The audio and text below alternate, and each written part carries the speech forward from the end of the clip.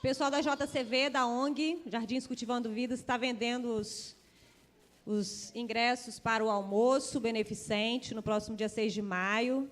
Então, depois, no final do culto, você pode procurar a nossa irmã Ângela para participar dessa bênção aí. Então, almoço beneficente. Vou chamar o Zé Roberto. Bom dia, meus irmãos. Meu aviso especialmente hoje para as famílias da IPJC. É um aviso duplo, rapidinho, né? Tenho 30 segundos. Então, nosso retiro da família presbiteriana de Jardim Cambori, que vai se realizar em setembro, nós estamos já com 35 acomodações preenchidas. E nós temos 40 acomodações lá. Então é o seguinte, se você ainda não deu seu nome, você precisa correr, porque você pode ficar sem essa oportunidade. Nós só temos 5 acomodações a serem preenchidas, então estamos com mais de 80% aí do retiro preenchido. E para aquelas pessoas que já deram o nome, já confirmaram a participação, a gente precisa que vocês façam o pagamento da primeira parcela, né? Nós estamos lançando o retiro agora com bastante antecedência, mas nós temos que, esta semana, fazer o pagamento da entrada lá do local. E a gente precisa que você faça a sua parte e contribua já com uma pequena parcela, né? Nós vamos dividir aí em 6 vezes até setembro, né? Então podemos pagar o retiro. Se você não fez ainda o pagamento, procure qualquer pessoa da equipe. Tem Fabiola, Alexandra, Tânia, Paulo, Áquila, Priscila. Todas essas pessoas compõem o Ministério de Família, estão na liderança para ajudar na organização. Muito obrigado. Não perca essa oportunidade. Nós estamos vendo que esse ano a família tem sido um tema principal da igreja, ou na escola dominical, ou nos cultos, na conferência missionária. Hoje tivemos uma palavra direcionada para a família também. Então, invista na sua família, faça esse esforço. Amém. E o último aviso, na verdade, são algumas atualizações do Salve Sertanejo, a nossa primeira viagem missionária para fora do estado. Ontem nós preenchemos a última vaga, glória a Deus. Estamos caminhando aí, mas ainda precisamos de muita ajuda. Ajuda de custo para a galera que está precisando viajar, né, que está indo pela fé, contando aí com a ajuda do corpo de Cristo. Precisamos de doações, de roupas, alimentos não perecíveis, brinquedos, literatura infanto-juvenil. Então, se você puder ajudar, nos procure, porque ainda tem muito o que fazer. E continue orando, que nós contamos muito com a sua oração. E, neste momento, eu quero convidar você a, enquanto o prelúdio toca, baixar a sua cabeça, se curvar diante do Senhor, em confissão de pecados, reconhecendo que nós carecemos muito da graça e da misericórdia do Senhor. Então, enquanto o prelúdio toca, fique bem à vontade para conversar com o Senhor na sua intimidade, confessando os pecados, e já em espírito de adoração ao nome do Senhor, porque Ele é digno.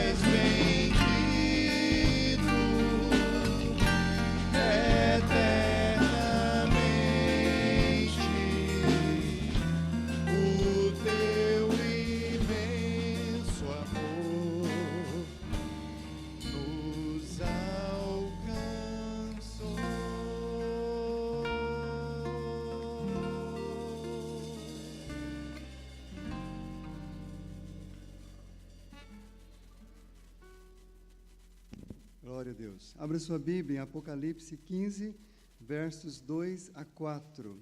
Peço que todos tenham suas Bíblias ou aparelhos eletrônicos com o aplicativo da Bíblia, que abra em Apocalipse 15, versos 2 a 4.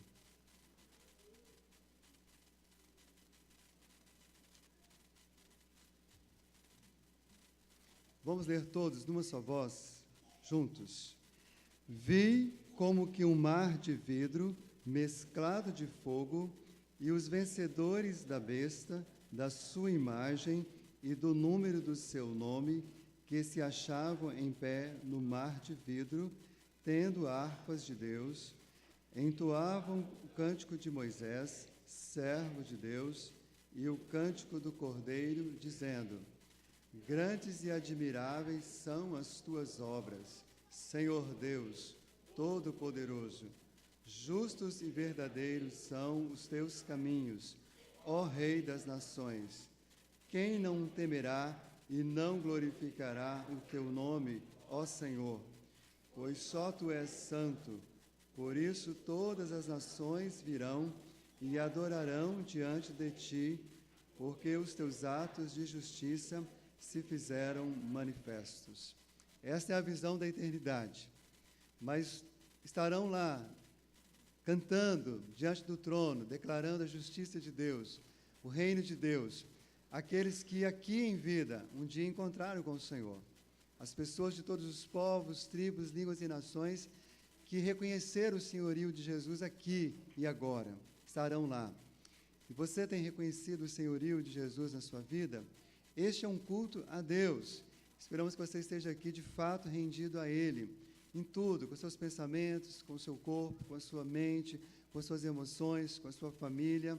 Nós vamos cantar, nós vamos orar, nós vamos ouvir a palavra, e espero que você esteja realmente rendido ao Senhor.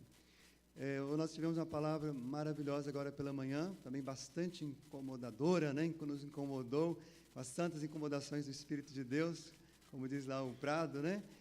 E uma das coisas que Deus nos falou é que nós, povo de Deus, não vivemos em democracia, vivemos no reino.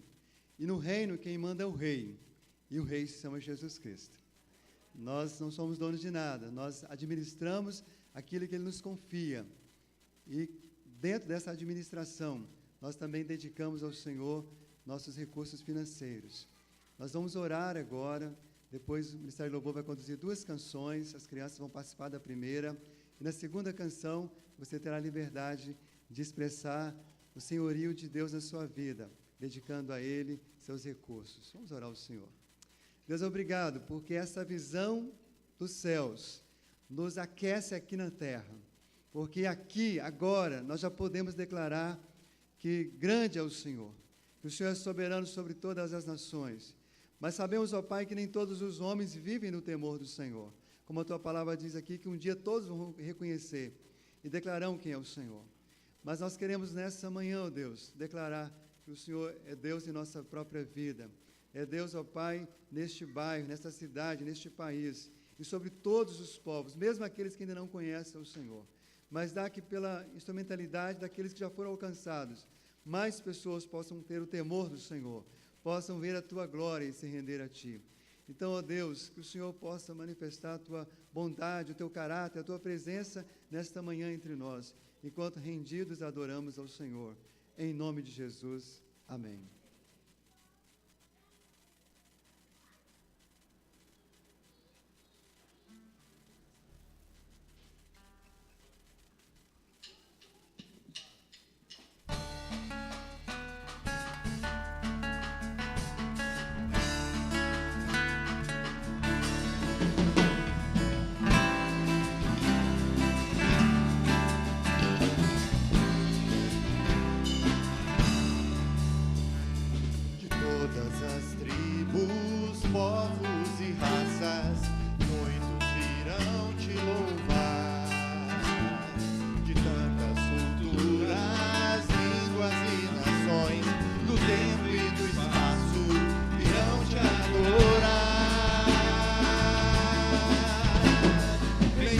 Seja sempre o Cordeiro, Filho de Deus.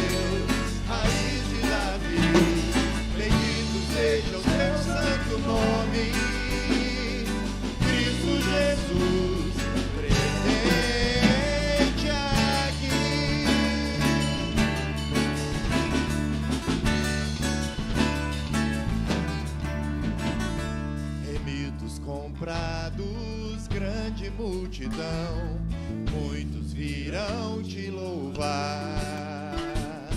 Povo escolhido, teu reino e nação, no tempo e no espaço virão te adorar.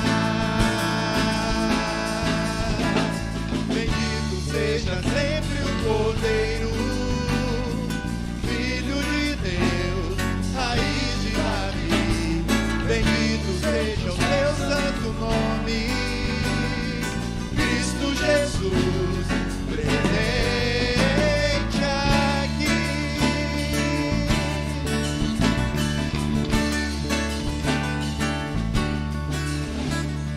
E a nós só nos cabe tudo dedicar, oferta suave ao Senhor. Dons e talentos queremos consagrar, e a vida no teu altar pra teu louvor. Dito seja sempre o Filho de Deus, raiz de Davi. Bendito seja o teu santo nome, Cristo Jesus, presente aqui. Bendito seja sempre o Cordeiro, Filho de Deus, raiz de Davi. Bendito seja o teu santo nome, Cristo Jesus, presente aqui.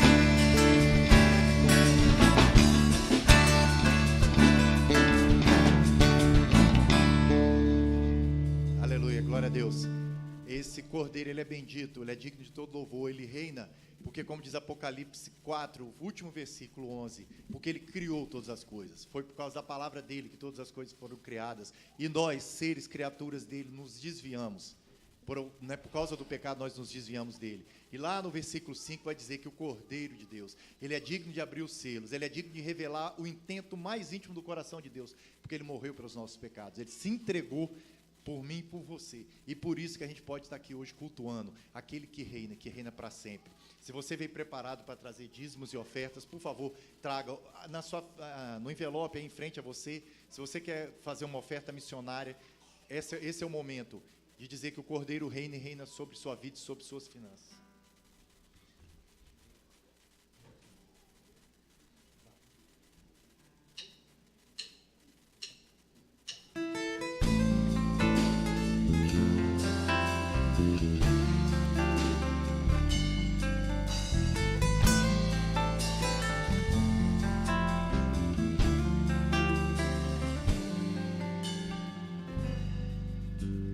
Reina o Senhor,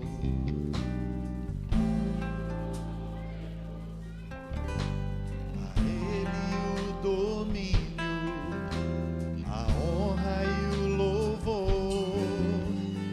Ele é soberano, dirige nossas vidas, pois tudo Ele faz para o bem dos que o amam. A ti, Senhor, rendemos glória, o poder, a majestade, o louvor, te adoramos em espírito, em verdade. A ti, Senhor, rendemos glória, o poder, a majestade, o louvor, te adoramos em espírito, em verdade.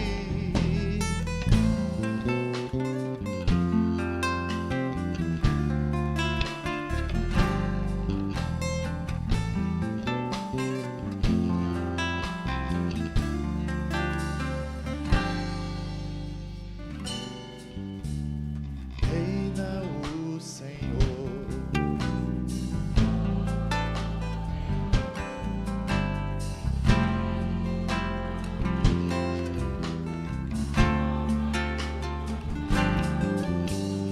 Ele é soberano, dirige nossas vidas, pois tudo Ele faz para o bem dos que o amam.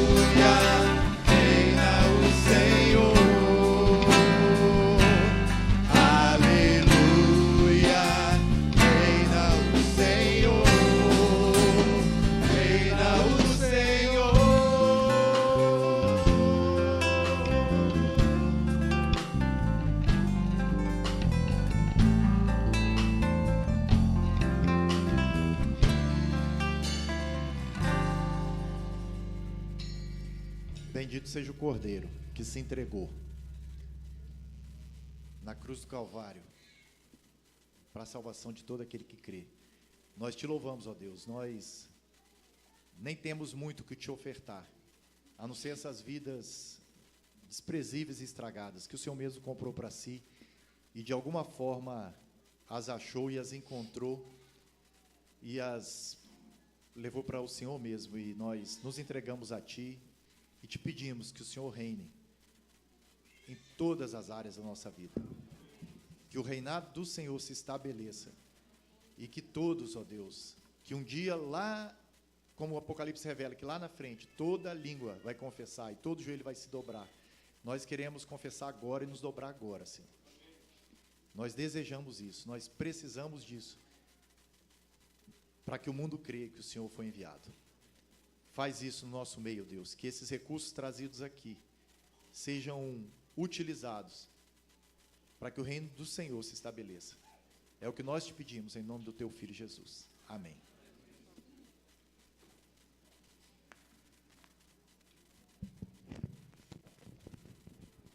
Você pode se sentar. Mais cedo eu dei a saudação, as boas-vindas ao pessoal que estava aqui, né? Quero aproveitar para dar as boas-vindas para quem está nos assistindo pela internet. Deus abençoe a sua vida. A Cristine é uma que está tentando acompanhar aí. Ontem ela tentou vir, só que o carro deu problema na estrada, teve que voltar. E que Deus abençoe não só a vida da Cristine, da sua família, mas de todos aqueles que estão aí acompanhando, porque de alguma forma não pôde estar aqui hoje. A gente quer aproveitar esse tempo para orar, louvar a Deus pela vida dos aniversariantes. Eu não vou chamar aqui à frente, não, mas eu gostaria que você, se estiver fazendo aniversário esta semana, de hoje até sábado, se coloque de pé aí para receber a oração de louvor ao nosso Deus pela sua vida. Vou pedir para as crianças se colocarem de pé no lugar delas também, para receber a oração. Vou chamar o Maisel e o nosso missionário Marcos Nath, que vai conduzir lá a atividade com as crianças. Por favor, aqui à frente os dois, Marcos Nath e Maisel, por favor. Você que está fazendo aniversário de hoje até domingo, pode se colocar de pé aí, para a gente orar por você, identificar um pouquinho melhor. E nós queremos interceder também a Deus, né, que é o médico dos médicos, pelos enfermos, por aqueles que estão passando por alguma batalha física aí, questão de saúde. Saiba que nós temos orado por alguns familiares aqui. Você é muito bem-vindo em nosso meio. Que o Senhor esteja abençoando a sua vida. Vamos orar, então? Senhor, nós te louvamos, Pai. Nós te agradecemos porque o Senhor reina. Reina o Senhor. E é isso que alimenta a nossa alma, Pai. Porque o Senhor diz que no mundo nós teremos aflições, mas que nós podemos ter bom ânimo, porque o Senhor venceu o mundo. O Senhor venceu o mundo na cruz do Calvário. E é isso que preenche a nossa alma de alegria e nos faz caminhar seguros na fé e na esperança de que o Senhor está conosco todos os dias. E é nessa sensação, Deus, que nós te pedimos pelos enfermos, por aqueles que estão, ó Deus, sofrendo de algum mal físico, Deus, emocional, mental. Pai, em nome de Jesus, toca nessas pessoas, Deus, para a glória do teu nome, que elas sintam alívio de acordo com a tua bondade, de acordo com o teu querer, pois sabemos que o Senhor não permite nada, se não for aquilo que é o melhor para nossas vidas. E nós te pedimos em favor dessas pessoas. Te louvamos pela vida das crianças, Deus, que tem nos ensinado tanto com a sua motivação e com a obediência diante do Senhor. Abençoa, Senhor, a atividade agora, que será ali conduzida pelo Marcos Nath, pela equipe da Jocum. Em nome de Jesus, continue ministrando na vida deles, Senhor, que eles sejam instrumentos do Senhor também hoje, como tem sido. E que o nome do Senhor reine ali também na casa, Pai, através da vida das crianças, através da palavra que será ministrada de acordo com a compreensão deles. Nós te louvamos por isso, te louvamos porque o Senhor tem enviado pessoas, ó Deus, capacitadas para isso. E te pedimos que conduza cada uma. Deus, também queremos interceder mais uma vez pela vida do Maisel, que tão gentilmente, ó Deus, atendeu o nosso convite, está aqui trazendo palavras, ó Deus, que mexem com o nosso coração, que mexem com a nossa mente, palavras vindas do céu. Continue falando ao nosso coração, Deus, que realmente possamos compreender a voz do Teu Espírito, ó Pai, para podermos caminhar cada dia mais na direção certa, rumo ao alvo, que é Cristo Jesus, em adoração ao nome do Senhor, para que todos os povos o adorem. Seja engrandecido para todo sempre, em nome de Jesus. As crianças de 5 a 11 anos vão para casa agora.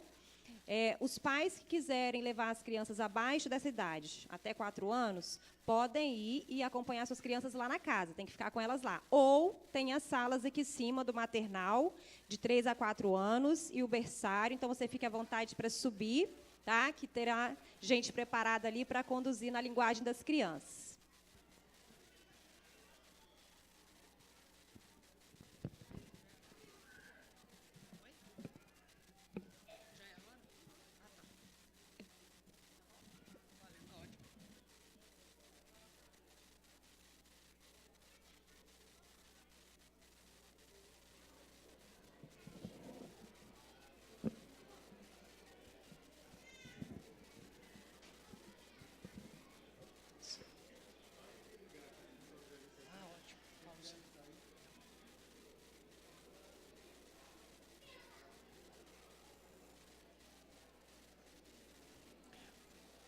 Pessoal que está aí no fundo, de pé, se quiser sentar aqui na frente, tem 3, quase 4 bancos com lugares livres, tá bom? Então, se quiser, pode vir aqui para frente. Tem lugar para vocês, agora que as crianças foram para a sua programação, você pode vir aqui para frente. Se você está muito no fundo, quer vir também para frente, fica à vontade. Tem mais bancos aqui ainda, tá bom?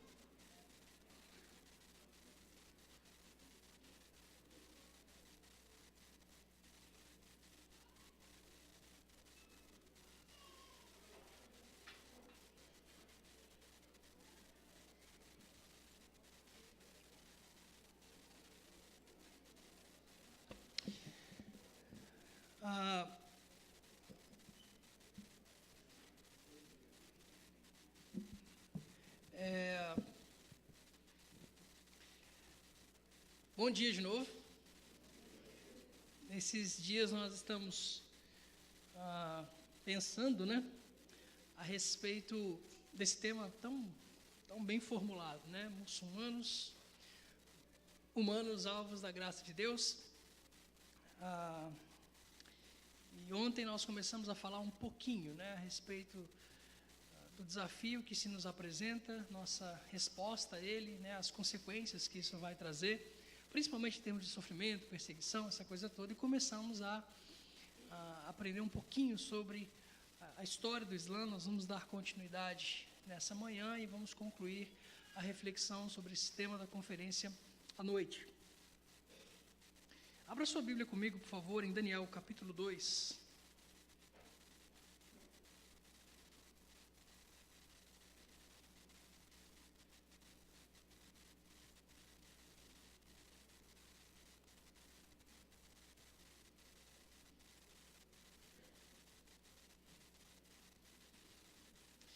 Daniel capítulo 2 é um dos capítulos mais legais do Antigo Testamento. Tipo, é muito louco. Esse capítulo é muito louco. Ele é incrível, né? Ele é fantástico. O que está acontecendo aqui? O Nabucodonosor, o rei da Babilônia, foi atormentado por um sonho da parte de Jeová. Porque Jeová é desses. Ele é aquele que estabelece os reis, que os faz cair, ele não está nem aí. E um belo dia ele resolve visitar o Nabucodonosor com uma visão durante a noite. O homem acorda, né, atônito, porque ele viu lá a estátua, você certamente conhece essa história, a estátua lá do sonho do pobre rei. Tem cabeça de ouro, peito de prata, ventre de bronze, os quadris e as coxas de ferro e os pés e artelhos de ferro misturado com barro. E aí, eu não sei o que dá na cabeça dele, ele resolve chamar os sábios do reino e fala: vocês têm que me interpretar o sonho. Mas qual que é o sonho? Não vou contar. Ele é marrentinho, né? Não vou contar. Vocês têm que saber, né? Porque, não, mas eu tenho que contar o sonho. Não, tem não. E se vocês não me contarem o sonho e a interpretação, que otário. o sonho e a sua interpretação, eu vou matar todo mundo. Um desequilibrado, né? O cara é o rei do maior reino da época, talvez o mais glorioso da antiguidade, e é um destemperado. Aí fica todo mundo desesperado, os sábios vão morrer e tal. E aí, óbvio, o Daniel, coitado, que está lá, o Daniel é um escravo, não é um escravo, ele é um sequestrado, ele é um refugiado, a gente não lembra disso, mas o Daniel é um refugiado que foi sequestrado da sua terra. E esse sequestro, o exílio, acontece por causa da desobediência de Israel. Deus está punindo Israel por causa da sua desobediência. E lá está o Daniel, que não tem nada a ver com o babado. E está lá agora na corte, porque ele fez escolhas muito bacanas no capítulo 1. E agora, Daniel é um dos sábios da Babilônia, que vai morrer também. Vai morrer porque o rei quer matar, enfim. Aí o Daniel fica, pô, sério que eu vou morrer por causa disso? Chama lá os amigos dele. Obrigado, pastor. Um perigo, viu? Eu sou desastrado para caramba, né?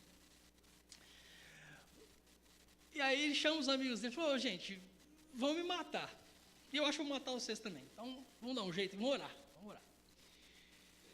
E aí, Daniel está orando, enfim, Deus revela a ele. E finalmente, Daniel louva a Deus aí, né? Verso 20, Daniel diz assim, bendito seja o nome de Deus, de eternidade a eternidade, porque dele é a sabedoria e o poder. É ele que muda o tempo e as estações, remove reis e estabelece reis. Ele dá sabedoria aos sábios e entendimento aos inteligentes, ele revela o profundo e o escondido. Conhece o que está em trevas e com ele mora a luz. A ti, ó Deus de meus pais, eu te rendo graças e te louvo, porque me deste sabedoria e poder. E agora me fizeste saber o que te pedimos, porque nos fizeste saber esse caso do rei. Por isso, Daniel foi ter com Arioque, ao qual o rei tinha constituído para exterminar os sábios da Babilônia.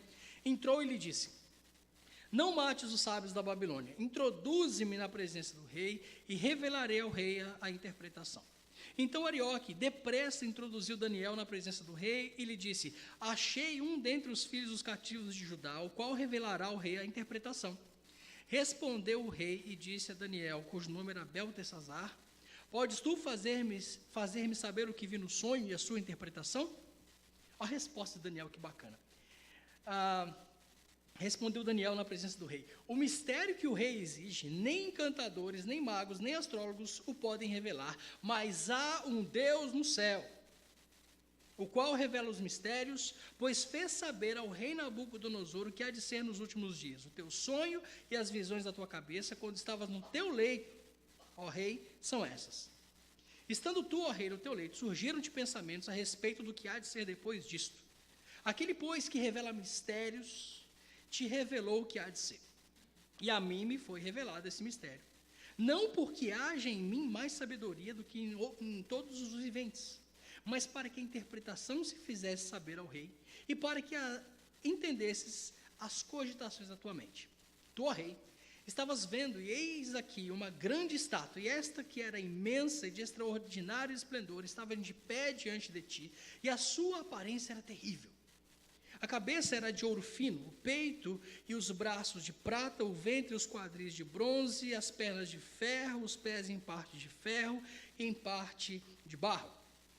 Quando estavas olhando, uma pedra foi cortada sem o auxílio de mãos, feriu a estátua nos pés de ferro e de barro e os esmiuçou.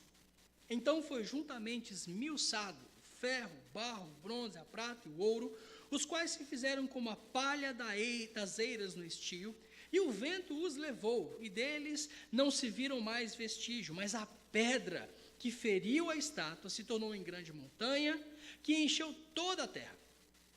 Esse é o sonho. E também a sua interpretação diremos ao rei.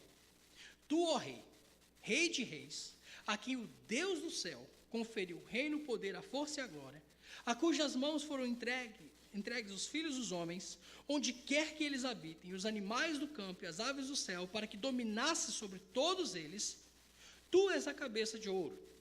Depois de ti se levantará outro reino inferior ao teu, e um terceiro reino de bronze, o qual terá domínio sobre toda a terra. O quarto reino será forte como o ferro, pois o ferro a tudo quebra e esmiuça. Como o ferro quebra todas as coisas, assim ele fará em pedaços e esmiuçará Quanto ao que viste dos pés e dos artelhos, em parte de barro de oleiro e em parte de ferro, será este um reino dividido. Contudo, haverá nele alguma coisa da firmeza do ferro, pois que viste o ferro misturado com barro de lodo. Como os artelhos dos pés eram em parte de ferro e em parte de barro, assim por uma parte o reino será forte e por outra será frágil. Quanto ao que viste do ferro misturado com barro de lodo, misturar-se-ão mediante casamento, mas não se ligarão um ao outro, assim como o ferro não se mistura com o barro. Mas, nos dias desses reis, o Deus do céu suscitará um reino que não será jamais destruído. Esse reino não passará a outro povo, esmiuçará e consumirá todos esses reinos, mas ele mesmo subsistirá para sempre.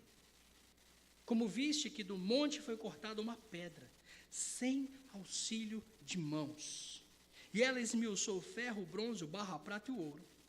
O grande Deus fez saber ao rei o que há de ser futuramente. Certo é o sonho, e fiel é a sua interpretação. Vamos orar? Senhor, o Senhor é demais, porque o Senhor tem um reino eterno. O Senhor estabeleceu esse reino. O Senhor se ri dos teus inimigos. Não há quem te possa resistir.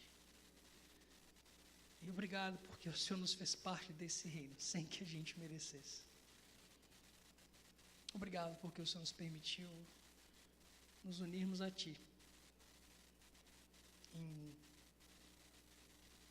corpo, em alma, em espírito, e nos fizeste participantes desse plano, desse reino incríveis, que é onde dominar toda a terra, para a Tua própria glória.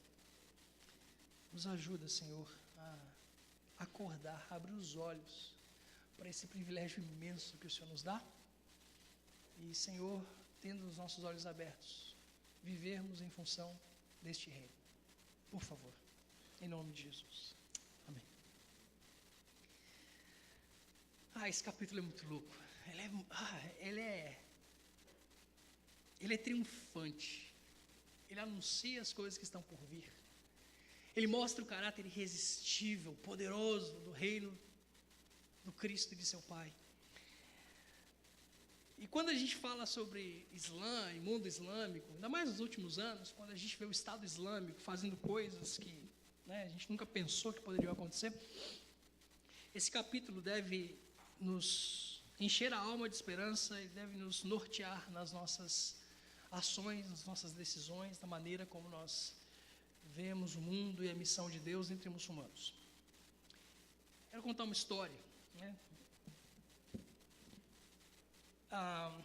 Conta-se que na segunda metade do século passado, um porta-aviões, um dos maiores porta-aviões da Marinha Americana, o USS Enterprise, estava fazendo uns exercícios de guerra na costa da Grã-Bretanha. E era noite, era madrugada, quase amanhecendo, e o capitão dormia, seu turno de descanso, e de repente a ponte, os oficiais da ponte de comando avistaram uma luz no meio do oceano, lá bem à frente, e não sabiam direito, por causa do nevoeiro, se aquilo era um navio que vinha contra eles e tal.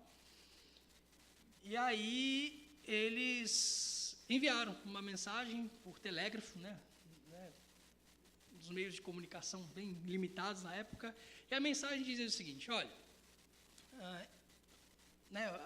advertindo o aparelho que vinha contra eles, teoricamente, de que aquele aparelho estava em rota de colisão com o USS Enterprise, e que era para ele se desviar 5 graus a este bordo. E veio a resposta, tosca: não, não vou fazer isso. Aí chamam o capitão sobe a ponte e diz: capitão, é o seguinte, a gente mandou mensagem para esse, seja lá quem for que está aí, e o cara falou que não vai se desviar, ele está em rota de colisão com a gente. E aí? Aí o capitão fala: olha, manda a seguinte mensagem para ele. Seja lá você quem for desse aparelho que vem contra nós, aqui é o capitão Hornblower, capitão do USS Enterprise, e você está em rota de colisão contra nós, e eu ordeno a você que se desvie 5 graus a este bordo. Manda mensagem, alguns minutos depois vem a resposta. Não, eu estou ordenando a você que se desvie 5 graus a este bordo. Aí o capitão olhou, não, peraí. Diga ao sujeito aí. Eu sou o capitão Hornblower, capitão do USS Enterprise. Uma das maiores naves de guerra de toda a marinha americana. A bordo eu tenho 30 aviões de guerra. Eu tenho 5.000 marujos, marines, né? Aliás, tenho 5.000 tripulantes muito bem treinados, prontos para a guerra. E nós estamos em rota de colisão contra você. Eu ordeno a você que você se desvie 5 graus a este bordo. Assinado, capitão Hornblower, capitão do USS Enterprise. E daqui a alguns minutos vem a resposta. Olha, eu não me importo. Pouco se me dá se você é o capitão sei lá o quê. Que você seja capitão de uma das maiores naves de guerra da Marinha Norte-Americana. Pouco me importa quantos aviões você tem a bordo, quantos soldados treinados ou não que você tem aí a bordo da sua embarcação. Eu estou te ordenando que você desvie 5 graus, desvie seu curso 5 graus a este bordo. Assinado, Joe Bridge, guarda do farol.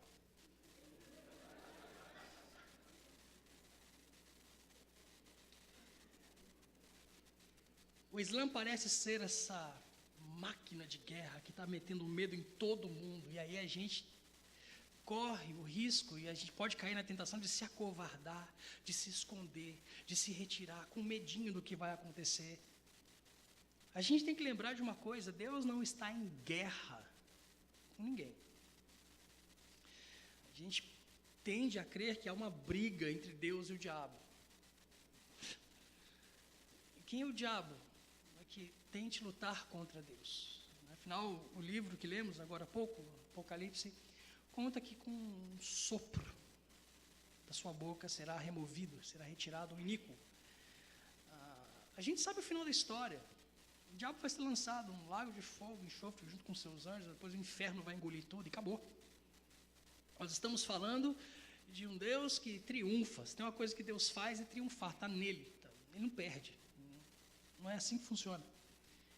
E lá atrás, por volta aí, sei lá, do século V, século IV antes de Cristo, né, acontece esse lance aqui do Daniel. Aí, se você já estudou essa passagem, você sabe que essa estátua, composta por 4 metais, né, no caso também o barro, diferentes, são reinos. Né? Reinos que se levantaram e caíram durante a antiguidade, todos eles sob o domínio completo e absoluto de Deus. Babilônia é, portanto, esse reino de ouro, como, né, simbolizado na estátua. Daniel falou, a cabeça de ouro é o Senhor.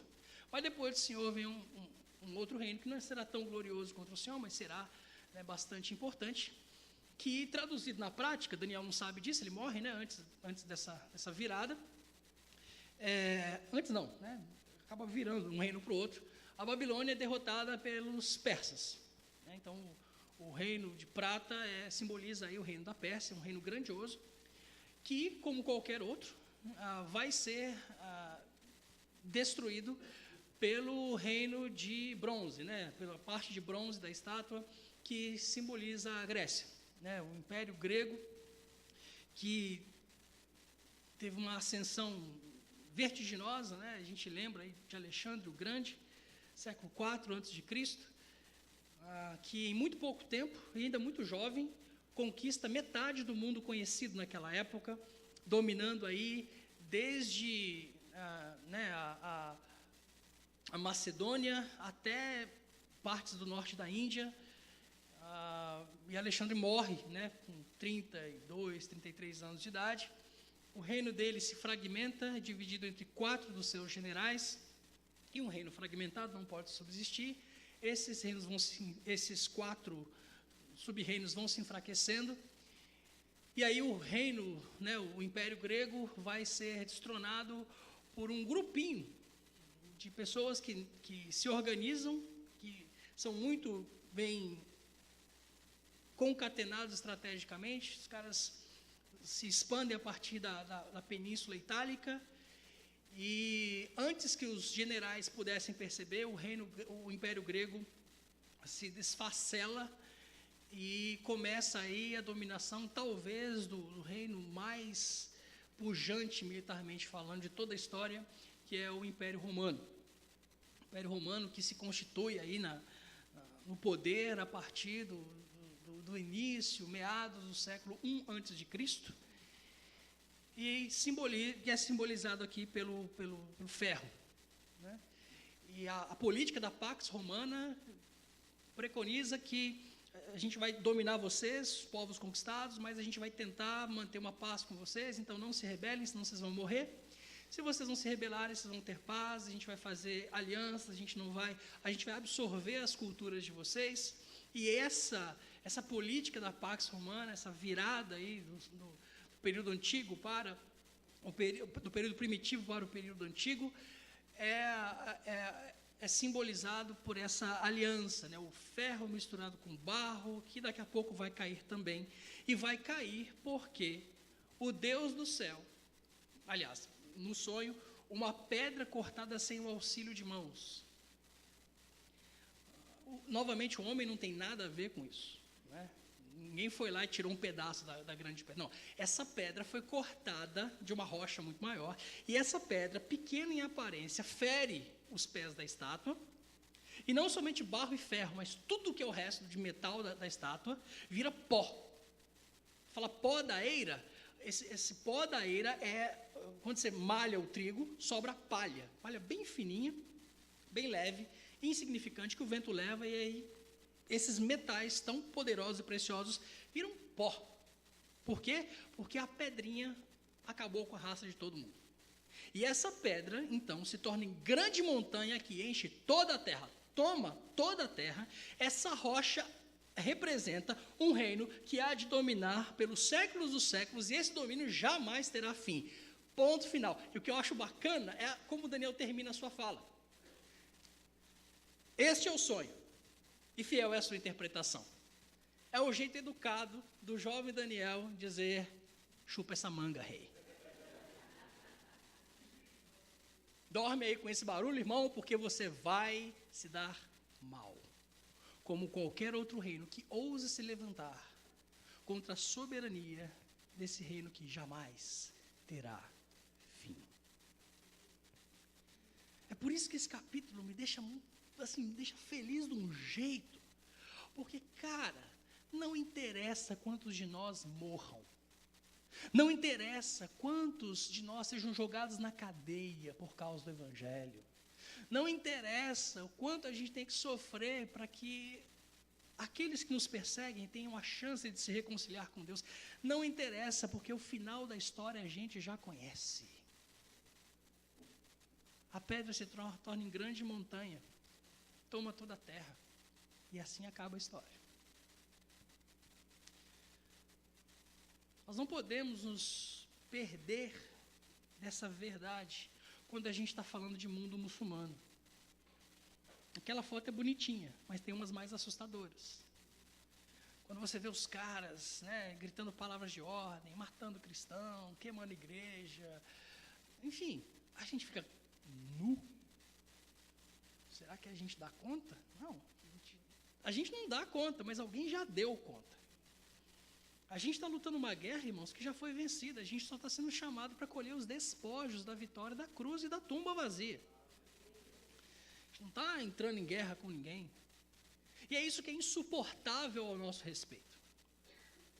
Porque quando a gente está seguindo a Cristo e de repente a gente é atacado por causa disso, se a gente está fazendo direito a nossa lição de casa, quando nos atacam, o que explode de volta na cara dos nossos ofensores é amor. Como é que você vai lidar com um povo que ama? Né? Esses dias eu estava pensando, como que deve ser para o reino das trevas olhar para a gente? Porque a gente geralmente fala do reino das trevas, a gente se acha um miserável, acha os caras super poderosos, mas como será que o reino das trevas nos vem? Você já assistiu o Piratas do Caribe? Eu acho que é o Retorno do Rei. Não sei se é o Retorno do Rei ou As Duas Torres. Piratas do Caribe, de onde eu tirei isso? Eu sei de onde eu tirei isso. Qual que é o Senhor dos Anéis que tem o navio com o exército dos mortos-vivos? É o Retorno do Rei? É o Piratas do Caribe, tá vendo? Obrigado, pastor, tá vendo? É o Senhor dos Anéis, Piratas do Caribe, né? O episódio. Alguém me lembra? Eu acho que é o Retorno do Rei, que ele convoca o exército lá dos caras que foram amaldiçoados e não, né, eles não podem morrer em paz porque eles quebraram um voto lá que eles fizeram. E não pode falar isso, porque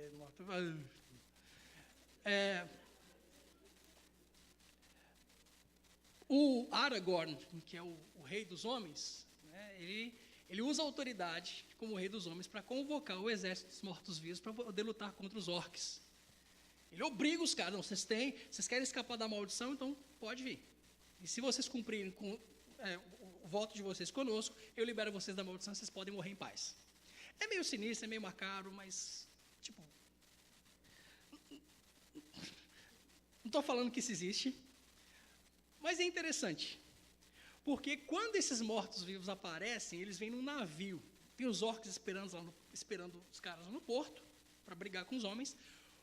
O Aragorn pula, chega lá no porto, sozinho, com espada na mão, aquele monte de orc assim, os caras, sério? Você veio lutar sozinho com a gente? Aí não estou sozinho não. Aí depois, daqui a pouco pula aquele monte de soldado morto, né, vivo, são verdes, eles flutuam assim. Eles só avançam para o meio dos orcs e é orc caindo morto para tudo que é lado. É muito louco. Eu acho que o reino das trevas nos vê desse jeito. Porque eles olham para o outro lado do campo de batalha, com seus ardis, suas estratégias satânicas e os cambal. Só que a gente não sabe disso, e esse é o grande problema.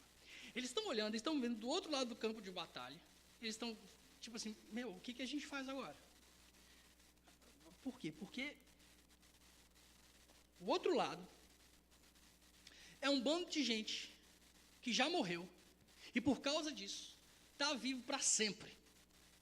E se a gente mata esses caras, não somente eles permanecem vivos para sempre, como essas pragas se proliferam.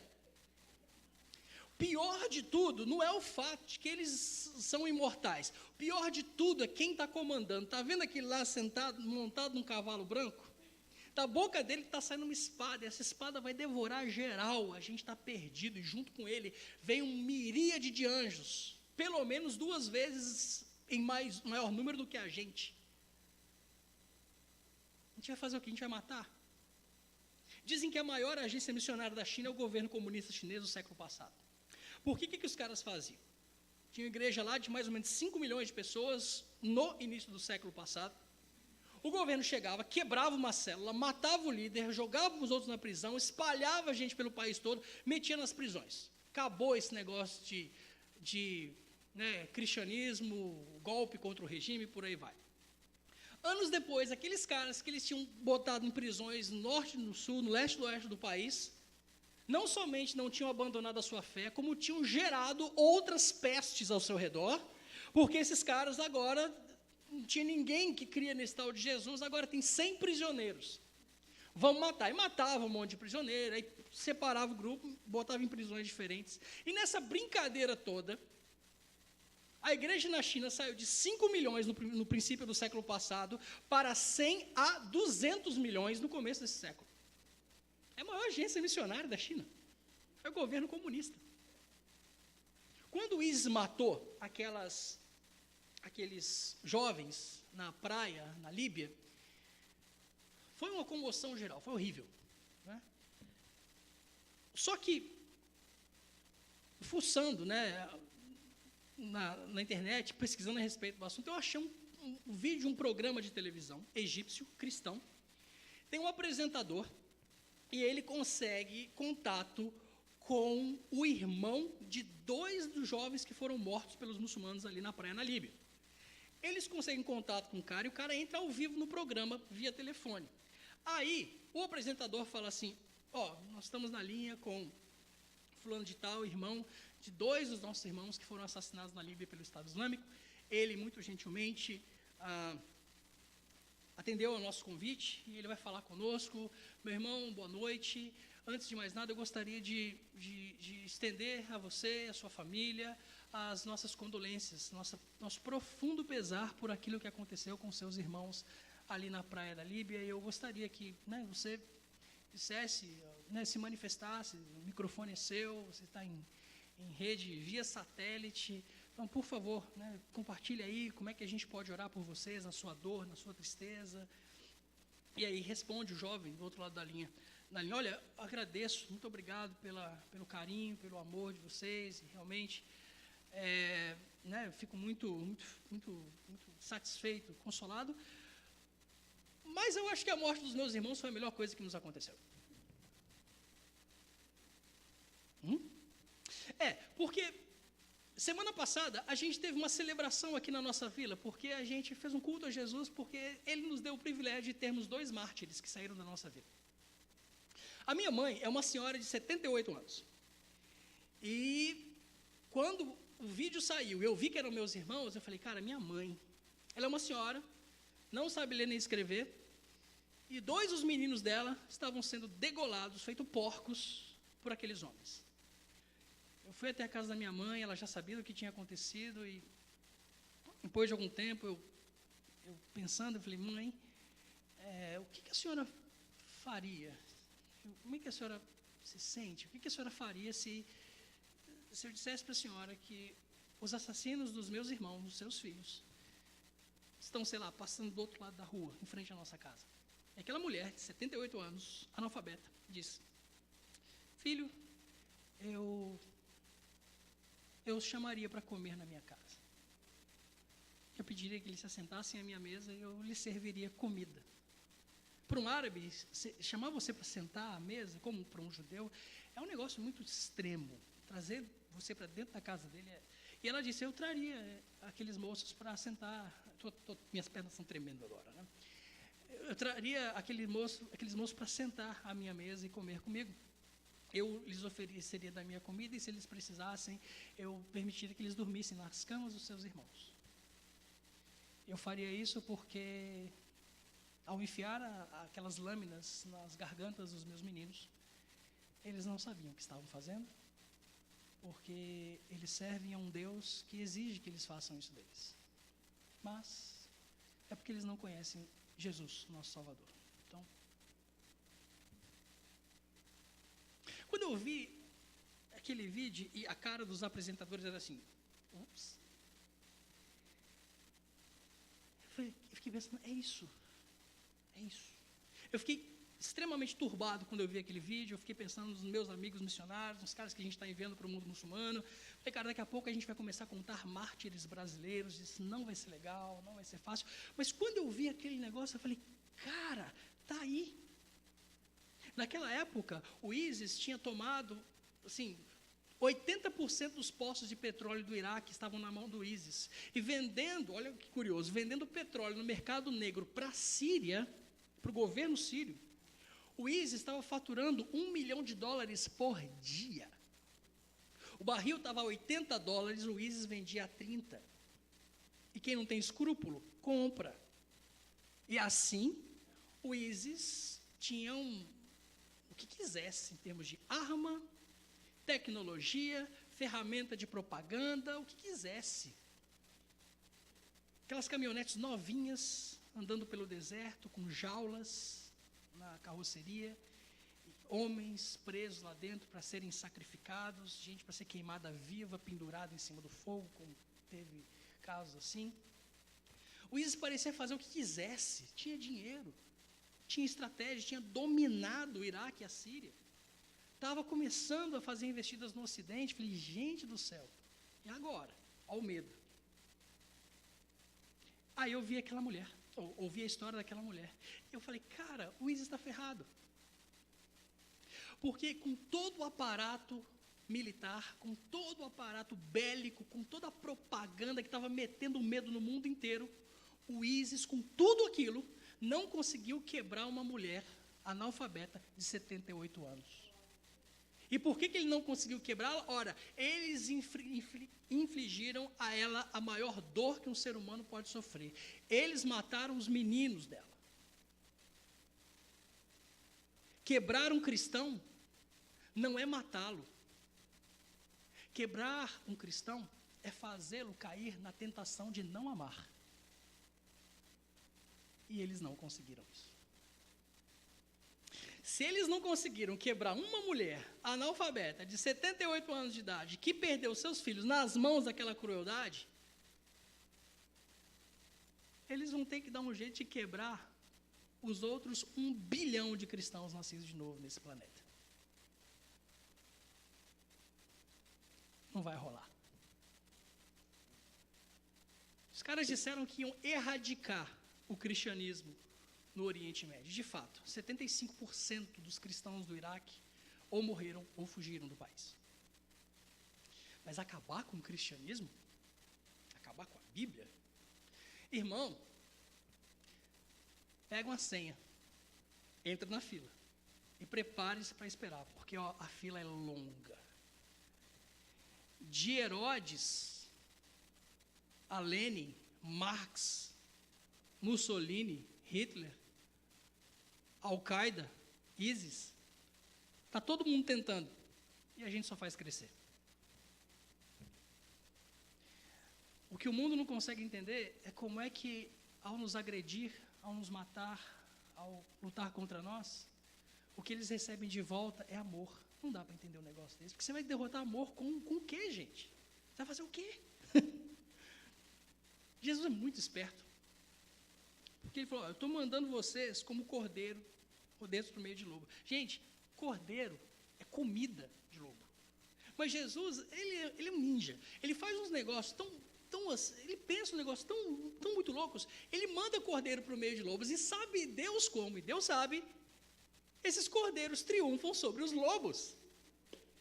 A gente não está falando de uma luta contra os muçulmanos, a gente não está falando de lutar contra o ISIS, de lutar contra o Al-Qaeda, o Hezbollah, o Hamas, o Fatah, o Boko Haram, a Irmandade Muçulmana, os grupos terroristas asiáticos. A gente não está falando disso, a gente está falando de um reino eterno que vem e já foi estabelecido e só está crescendo. E não tem caminho de volta, não tem retorno. É chegado o reino de Deus. E quem disse isso, irmão, é aquele que morreu e só ressuscitou. Pô, o cara vence a morte e não vai vencer esses negócios aí? A gente não pode esquecer disso, queridos. Se a gente está falando de alcançar os muçulmanos, levar o evangelho a eles, a primeira coisa que a gente tem que se lembrar, da qual a gente tem que se lembrar, é que Deus vence. E que aí sim faz sentido quando Paulo diz que nossa luta não é contra a carne, não é contra sangue, a gente não pode ter medo. Desculpa, os slides estão aí ainda, não? Eu queria retomar de onde a gente parou ontem, foi o final, eu falei sobre um pouquinho rapidinho, sobre o surgimento do Islã, para que a gente possa entender por que as coisas são assim hoje. Como eu disse, Maomé, um pouco antes de morrer, deu ordem aos muçulmanos que conquistassem a Síria, uma das principais fortalezas cristãs no século VII depois de Cristo. Em 634 começa a expansão islâmica, a invasão islâmica, e ela continua até hoje. Ela se deu de diversas maneiras diferentes ao longo dos séculos, ora pela violência, ora pela pregação do Islã, e na nossa geração por meio da ideologia. Então você está vendo um renascimento do Islã a partir de 1979, com a Revolução a Revolução Islâmica no Irã, e desde então, nação após nação, tem se declarado oficialmente muçulmana. E agora nós temos um renascimento do Islã a partir de um viés bastante interessante e que merece a nossa atenção. Se antes o principal fator, talvez até hoje seja, o principal fator disparado de expansão do Islã era o crescimento, a alta taxa de natalidade, o crescimento vegetativo, hoje nós temos visto não somente uma juventude islâmica, uma juventude muçulmana se posicionar em relação ao Islã, e especificamente ao chamado radicalismo islâmico, como também nós temos visto conversões ao Islã no Ocidente. Anos atrás eu tive o privilégio, ou não, de tomar café com um sujeito chamado João de Deus, pastor das Assembleias de Deus na Paraíba. O sujeito, ao longo de 15 anos de ministério, plantou 17 igrejas no interior paraibano, e num belo dia, em crise com a Trindade, ele estando em crise com a Trindade, a filha dele foi lá para Nova Zelândia e acabou se convertendo ao Islã. Liga para o pai, me converti ao Islã, queria saber o que o senhor acha disso. Aí o sujeito fala assim, não, filha, se você acha que isso é melhor para você, eu te abençoo. Você está zoando? E assim foi. A menina sai da Nova Zelândia, vai para Dubai trabalhar no aras de um sheik. E aí o sheik fica sabendo que o pai dela é cristão, líder, ele fala, queria que seu pai viesse aqui. Aí o João de Deus e a esposa vão lá para Dubai, passam um tempo com o sheik os islamiza, eles voltam para o Brasil cheio de confusão. A filha, então, se namora de um engenheiro, vai casar lá, e aí o sheik traz os caras de volta lá para o casamento da filha, e durante esse período ele confessa a shahada, La ilaha illallah wa Muhammadur Rasulullah. Não há Deus senão Allah e Maomé, o seu profeta, 3 vezes, o que torna ele agora um muçulmano. Ele se converte ao Islã, volta ao Brasil, caladinho, se aproxima da igreja e diz, olha, eu preciso me afastar do ministério por razões pessoais, eu gostaria de saber se vocês podem gentilmente me manter com metade do meu soldo pelos próximos 3 anos para que eu possa me reinserir no mercado de trabalho. A igreja, em gratidão àquilo que o pastor tinha feito ao longo dos anos, fala, claro, a gente pode fazer isso, faz compromissos assinados. Dia 23 de dezembro de 2009, o pastor João de Deus leva esses documentos assinados pela igreja num cartório, registra em cartório, e no dia 26 de dezembro de 2009, ele vai à TV Tambaú, se eu não me engano, a afiliada da TV Globo, lá na Paraíba, e dá uma entrevista na qual ele narra e declara publicamente a sua conversão ao Islã.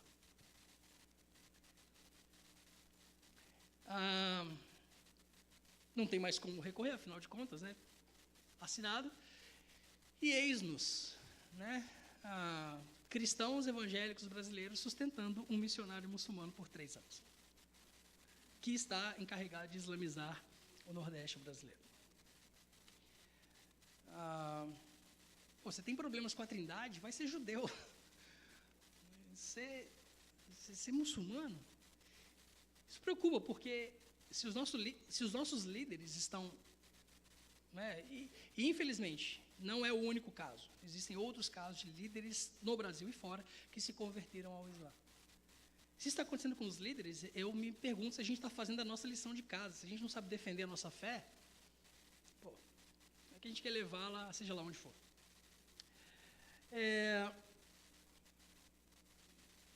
Por isso, eu sugiro que a gente conheça um pouquinho a respeito do Islã, para que a gente saiba, para que a gente entenda primeiro o que esses caras creem, o que eles estão praticando, mas sobretudo para a gente não se esquecer daquela historieta do começo. O Islã pode parecer um porta-aviões do caramba, mas o farol não é poderoso. Poderoso é a rocha que está sob o farol. Pode vir contra a gente não está querendo agredir vocês, mas se vocês vierem, vai naufragar. Porque essa pedra aqui, só vai crescer e vai encher toda a terra. Os muçulmanos creem em, pelo menos aí, 6 crenças, muito semelhantes às nossas, por vezes a gente pensa. A primeira crença fundamental dos muçulmanos é a crença em Deus, ou como eles chamam, Allah. E eu estou cansado de ver missiólogo, teólogo, missionário, dizendo que a gente serve o mesmo Deus, só muda o nome. Não. Não, mas é o mesmo Deus de Abraão, o mesmo Deus criador do céu e da terra. Beleza. Vamos deixar o Islã falar por si. Uns 2 anos atrás eu fui convidado para falar na Câmara dos Deputados, lá em Brasília. Estava rolando os conflitos, tinha gente morrendo pra caramba lá na Síria e no Iraque, e os caras queriam que alguém fosse falar lá para o Congresso sobre a razão daquele negócio. Porque os muçulmanos diziam que era político, que era militar, e eu falava, não é religioso, é teológico o problema. Aí fui lá, né, falaram um debate, tem um sheik, representante da juventude islâmica, sei lá, cara muito bacana, cara muito simpático, muito cordato, muito agradável. E ele começou a falar, não, a gente serve ao mesmo Deus e tal, judeus, cristãos. Que bom que você falou isso primeiro, né, do que eu. Aí, a hora que ele terminou, eu falei, desculpa, a gente tem que arrumar algumas coisas aqui. O sheik está falando aí que a gente serve ao mesmo Deus, né, que isso não tem nada a ver com Deus, porque tem cristão e muçulmano morrendo, e de fato, muitos muçulmanos morreram nas mãos do Estado Islâmico, mas daí dizer que nós servimos ao mesmo Deus, não vai rolar. Tinha muitos muçulmanos ali no plenário, eu falei, deixa eu fazer uma pergunta aos senhores muçulmanos aqui presentes. Vamos tentar ser o mais objetivo possível. O Deus islâmico, Allah, é uma trindade? Ele é Pai, Filho e Espírito Santo? E os muçulmanos assim. Pergunto aos senhores, né, os parlamentares aqui presentes, cristãos ou não. O Deus revelado na Bíblia é uma trindade, Pai, Filho e Espírito Santo? Aí todo mundo assim. Pois é. O Corão chama a trindade de politeísmo. A trindade é a doutrina mais importante de toda a fé cristã. Porque se você não tem trindade, das três coisas você não tem duas. Ou você não tem criação, ou você não tem expiação, ou você não tem santificação. Porque o Pai não é o Filho não é o Pai, o Filho não é o Espírito, e assim vai. Então vamos lá. Deus revelado na Bíblia, que não é o Deus cristão, cuidado, tá? Deus revelado na Bíblia, que o nosso cristianismo se adeque a ele, é a melhor coisa que a gente pode fazer.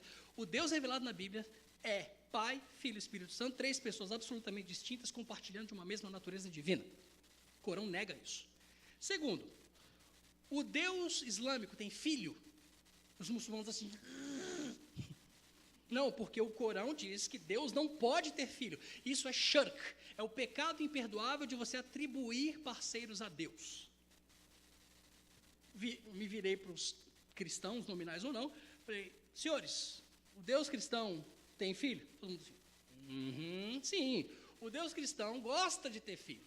Ele não somente tem um só unigênito, chamado Verbo, né, manifesto como Jesus Cristo, como, por gostar tanto de ter filho, por meio do unigênito, ele adotou uma renca de filho. Nosso livro está dizendo isso. Então, o Deus islâmico não é uma trindade, o nosso é. O Deus islâmico não tem filho, o nosso tem. O Deus do Corão jurou destruir e amaldiçoar os filhos de Israel? Sim, está claro. O Deus revelado na Bíblia fez um negócio desse? Não. O Deus islâmico ama pecadores? Não, não ama. Está lá. Allah só ama quem faz a sua vontade. O Deus revelado na Bíblia ama pecadores?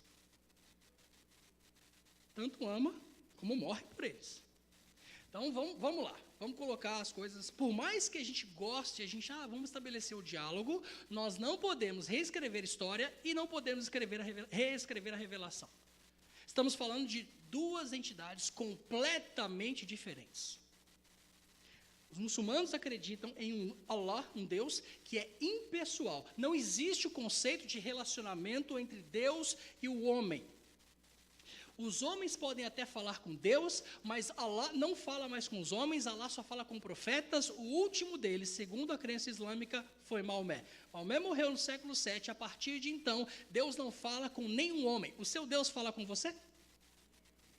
Vai me desculpar, mas nós não estamos falando de jeito nenhum do mesmo Deus. Segunda coisa, os muçulmanos acreditam nos profetas. Segundo a crença islâmica, Allah teria enviado 124 mil profetas para convocar a humanidade que se esqueceu do caminho de Allah, para que esta retorne à verdadeira religião de Abraão, supostamente o Islã. Terceiro, os muçulmanos acreditam nos livros sagrados. Existem aí pelo menos 4 livros considerados sagrados no Islã. O primeiro deles é um livro, um conjunto de escritos chamado Taurat, que você e eu conhecemos como Torá. A revelação que veio de Deus a Moisés, Musa, profeta Musa, como dizem lá no Corão. Segundo conjunto de escritos é o Zabur, que são os salmos, entregues ao profeta Daud, ou Davi. O terceiro conjunto de escritos sagrados é o Injil, que veio através do profeta Isa, que é o profeta Jesus, Isa ibn Maryam, Jesus, o filho de Maria. Só que todas essas 3 revelações foram corrompidas supostamente por judeus e cristãos ao longo da história, e para restaurar a verdadeira religião de Abraão, Allah enviou a última revelação, a revelação final ao profeta derradeiro, que é o Quran, ou o Corão, ao profeta Muhammad. Essa é a última e verdadeira palavra de Allah.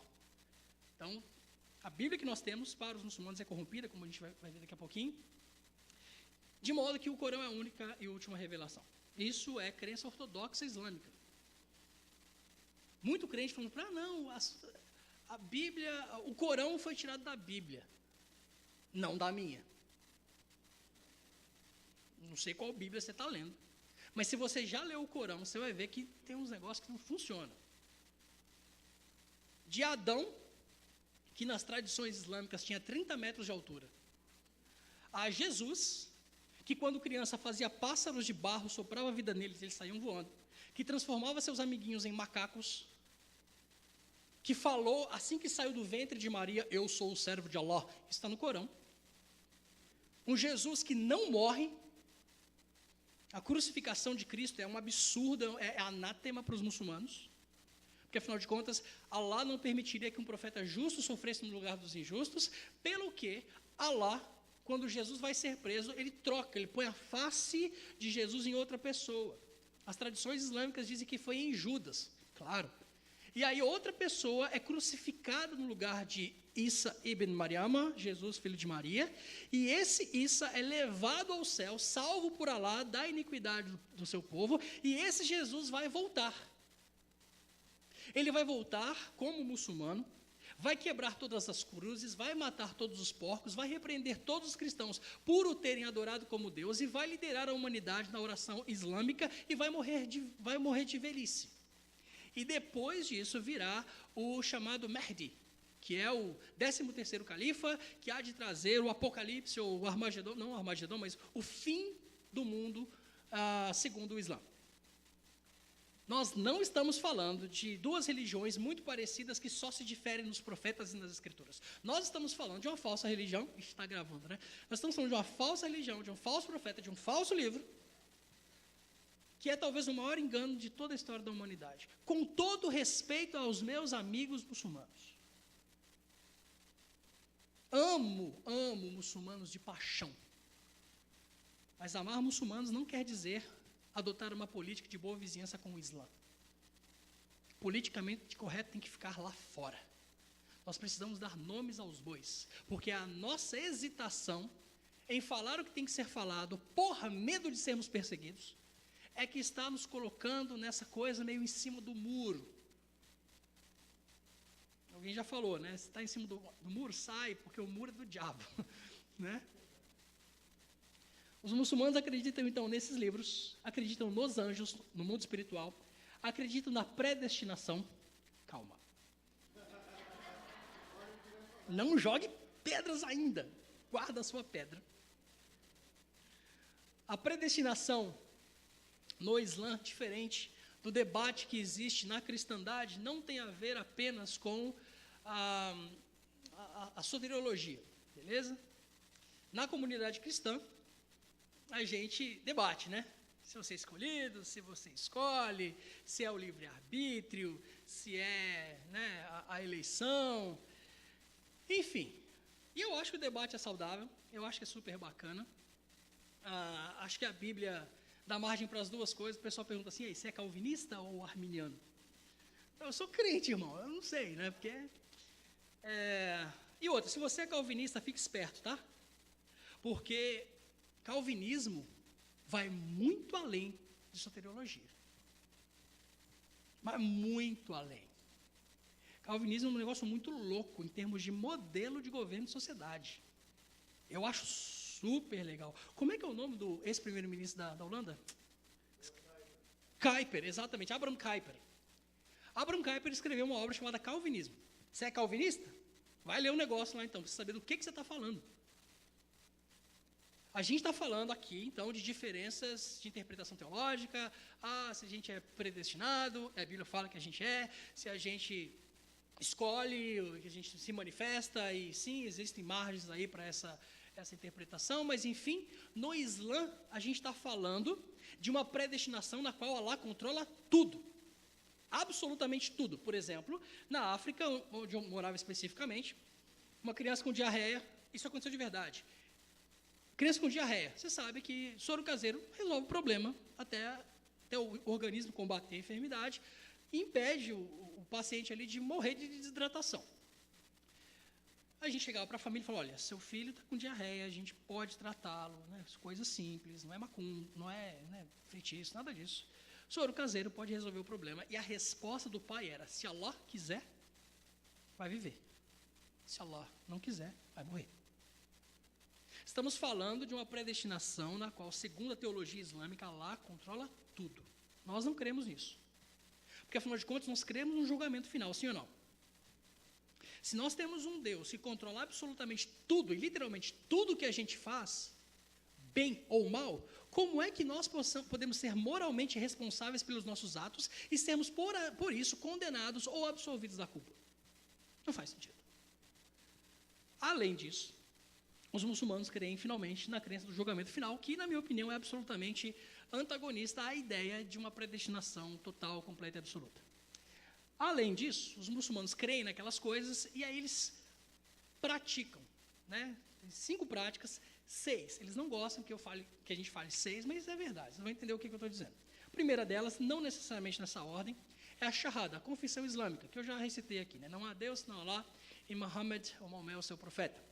Segunda prática, obrigatória a todo muçulmano, é o Salat. São as orações diárias, 5 vezes por dia para os sunitas, 85 a 90% dos muçulmanos do mundo são sunitas, e 3 vezes por dia para os xiitas. Pouco mais, talvez 10% aí, e aí sobra um espacinho para outras seitas menores. O jejum de Ramadã, que a gente conhece aí, a gente vê na televisão, essa coisa toda, durante 28 dias os muçulmanos não comem, não bebem, não engolem saliva, e eles se julgam super piedosos por causa disso. Aí eles fregam na sua cara, você não jejua.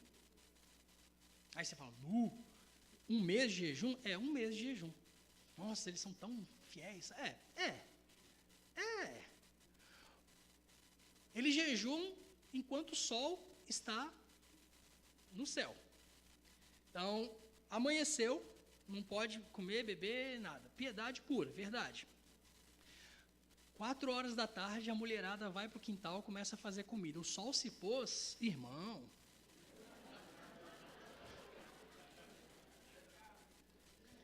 Se você for fazer turismo no mundo muçulmano, eu sugiro que você faça isso. Eu acho que todo crente tinha que passar umas férias no mundo muçulmano.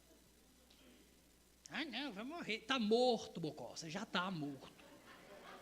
Mas antes de morrer de novo, você pode ir para lugares super legais, muito mais seguros do que o Brasil.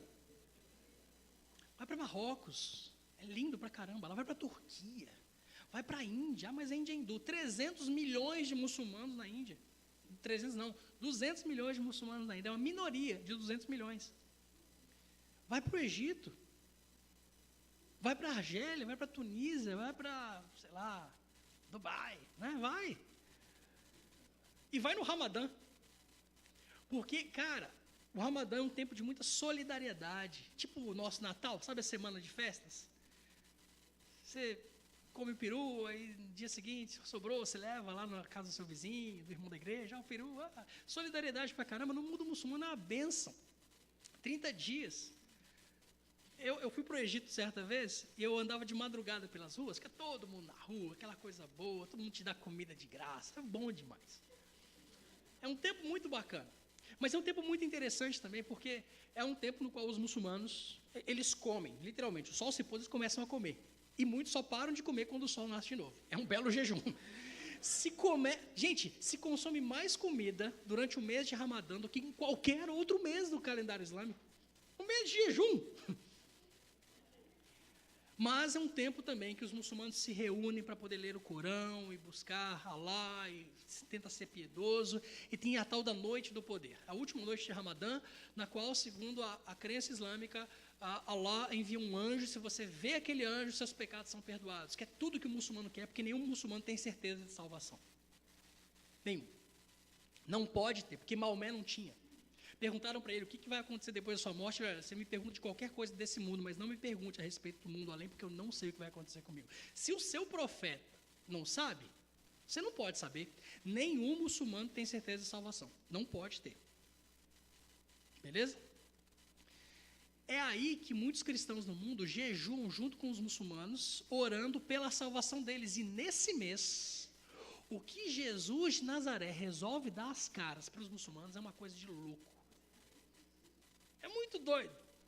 Os caras estão buscando Alá e trombam com Jesus. É muito bacana. O outro pilar é o zakat, que é a doação de esmolas. E o Hajj, que é a peregrinação a Meca, né? Você já viu isso provavelmente na televisão, aquela galera girando, né? Andando em torno da Kaaba, aquela pedra no santuário lá em Meca, na Arábia Saudita. E finalmente, essa é a sexta prática que a maioria dos muçulmanos não gostam, mas é obrigatório, é o jihad. O jihad a gente chama de guerra santa, mas na verdade é a luta pelo caminho de Alá. Muçulmanos moderados vão dizer que a jihad é interna, chamam de a jihad superior. É a luta que você, muçulmano, tem que ter contra os seus próprios pecados. Mas jihad no século VII, como modelado por Maomé, não tem nada a ver com a luta interna, tem a ver com matar quem não é muçulmano. E não estou falando isso com base em autores cristãos. Lê o Corão, lê a biografia de Maomé, lê os hadis, lê a Sunna, dá uma olhada na Sharia, e você vai entender que isso não somente é o verdadeiro jihad, como também é a obrigação de todo muçulmano. Em 1908, os muçulmanos eram cerca de 230 milhões de pessoas. Samuel Zwimmer, no princípio do século XX, disse que havia mais ou menos 230 milhões de muçulmanos no mundo. Em 1980, esse número subiu para 800 milhões e em 2014, esse número bateu em 1,6 bilhão. Estima-se que hoje haja 1,8 bilhão de muçulmanos no mundo. Existem aí as divisões, nós fazemos essas divisões, né? Os liberais, os nominais e os radicais. Liberais são aqueles muçulmanos que não estão nem aí. Eles comem carne de porco, tomam bebida alcoólica, não dão valor aos preceitos morais do Islã, eles estão nem aí. Mas se pergunta, eu sou muçulmano. Existem cerca de 300 milhões de muçulmanos liberais no mundo hoje, a maioria deles no Ocidente. Existem os muçulmanos chamados nominais. São os caras que respeitam as leis do Islã, até vão à mesquita, mas não sabem muito do Islã. Eles são muçulmanos porque herdaram do avô, do pai, enfim, a cultura pede isso. É como o católico nominal aqui no Brasil. Nunca vai à missa, mas se pergunta, sou católico. Então, tem que cair esse mito. Os muçulmanos são super bem preparados. São nada. A maioria dos muçulmanos nunca leu o Corão, irmãos. Muçulmanos nominais totalizam cerca de 900 milhões a 1 bilhão de pessoas que nunca leram o Corão. A maioria dos muçulmanos nunca leu o Corão. E a maioria dos muçulmanos, ao contrário do que você pensa, não fala árabe. Apenas 15% de toda a população muçulmana do mundo fala árabe. Apenas 3% de todos os muçulmanos são árabes. Ou seja, quando a gente fala, você trabalhou no mundo muçulmano? Trabalhei. Então você aprendeu árabe. É bom aprender árabe, só que a maior concentração de muçulmanos no planeta não está no Oriente Médio, está na Ásia. 1 bilhão de muçulmanos moram na Ásia. Os 4 maiores países muçulmanos do mundo, Índia, Paquistão, Indonésia e Bangladesh, estão todos no continente asiático. Então, você pode não falar árabe e trabalhar entre muçulmanos. E, óbvio, nós temos aí uma fatia crescente de cerca de 400 a 500 milhões de muçulmanos no mundo, que são chamados radicais, aqueles caras que apoiam o que Osama Bin Laden, o que o ISIS fizeram, enfim, estão dispostos a matar e morrer pela causa. E, finalmente, os muçulmanos querem estabelecer um negócio chamado Khilafa, que é o reino de Alá sobre toda a terra. Aquela coisa que eu disse ontem, que o Islã está destinado a não conviver com nenhuma outra religião, ou seja, seguindo o preceito estabelecido por Allah na Sura 9, o capítulo 9, verso 5 do Corão, que diz: quando findarem os meses sagrados, matai os infiéis, acossai-os, esperai por eles em emboscadas, atacai-los nos pescoços, até que humilhados se convertam ou paguem a jizia, que é um imposto que o não muçulmano tem que pagar ao Islã para morar em terras muçulmanas.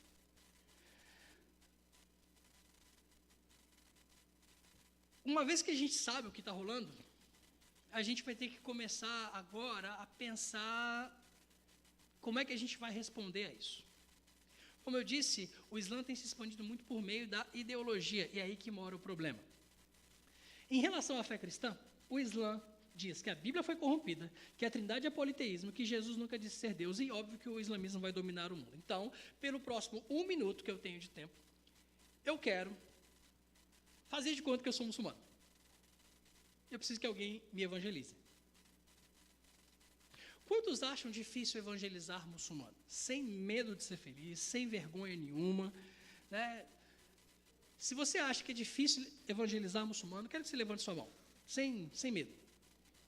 Olha, levanta mesmo a mão, porque senão eu vou concluir que você não acha difícil. Levanta a mão para eu ver, por favor, alto. Mais mãos vão se levantando, né? Nada como uma ameaçazinha de leve. Quem não acha difícil evangelizar muçulmano? Levanta a mão. 2 pessoas, 3, 4, 5, 6, 7. Não acha. Quem não acha nada?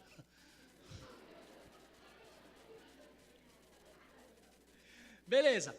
Quantos aqui já evangelizaram muçulmanos? Levanta a mão. 1, 2, 3, 4, 5, 6.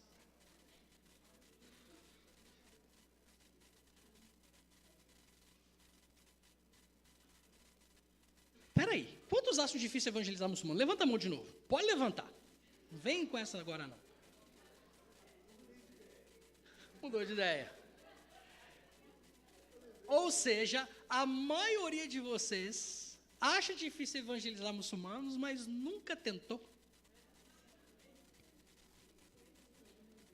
Como é que você pode dizer que uma coisa difícil você nunca fez? Sabe por que isso está acontecendo? Porque você está comprando o que estão te vendendo. Talvez você nunca encontrou um muçulmano na vida, você nunca conversou com um e você acha que ele está preparado para destruir a sua fé. Aí você fica no seu canto, quietinho, com medo, como se você fosse o navio e não o farol. A Bíblia foi corrompida, é o que eles dizem. Eu tenho 4 minutinhos. Desculpa, gente, sei que o almoço está esperando, mas eu termino. A Bíblia foi corrompida. Os muçulmanos, se eu sou muçulmano, e vocês estão querendo me evangelizar, eu falo, beleza, mas você está falando de Bíblia, salvação, escambau, mas a sua Bíblia foi corrompida. Ela foi totalmente mudada, adulterada. E você responde o quê?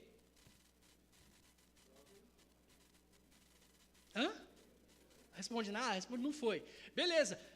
Para que eu saiba que a sua Bíblia presta, que ela é como foi escrita, eu preciso comparar a Bíblia com a qual você está na sua mão agora com a original. Cadê os originais de vocês? Vocês são presbiterianos, vocês sabem dessas coisas. Vamos lá. Cadê o original da Bíblia de vocês? Como é que é? O quê? Ah, não, pode falar. Pode repetir agora. O que você falou? Não sei onde está. Aí, já é quase um correligionário. Eu não ouvi.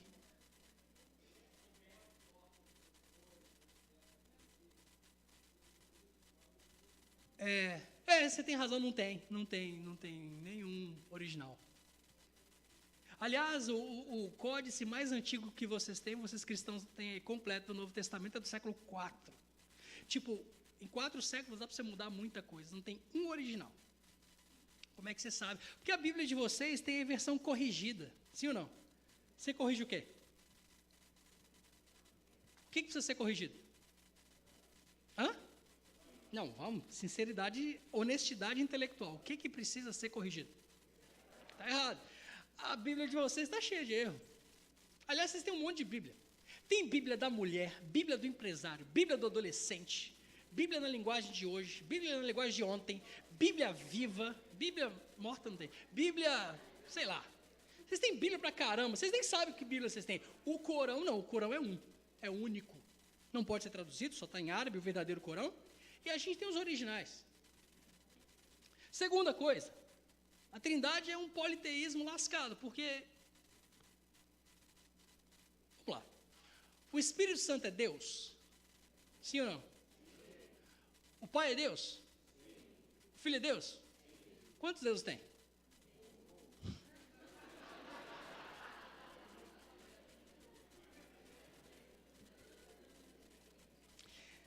Tudo bem. Se o Filho é Deus e só tem um Deus, quem é que está governando o universo quando ele está morto na tumba durante 3 dias?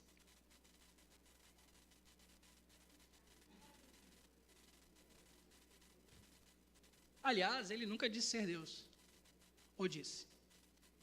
Me mostra um verso em todo o Novo Testamento em que ele diga, eu sou Deus, me adore. Eu e o Pai somos um. O senhor é casado? O senhor é casado? Não?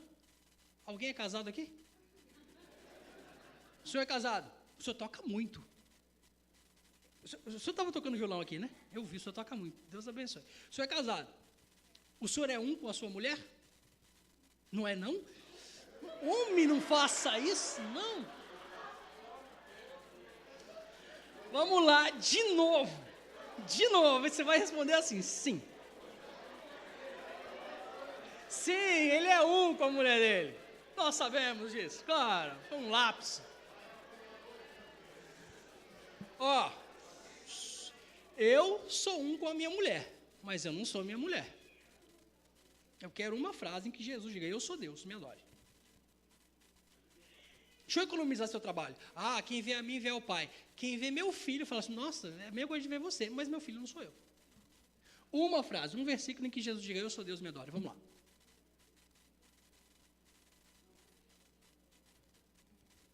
Então Jesus nunca disse ser Deus e você resolveu adorá-lo como Deus? Isso é shirk. Você está atribuindo parceiros a Deus. Captura esse sentimento aí que está agora, aqui, ó. Aqui assim, ó.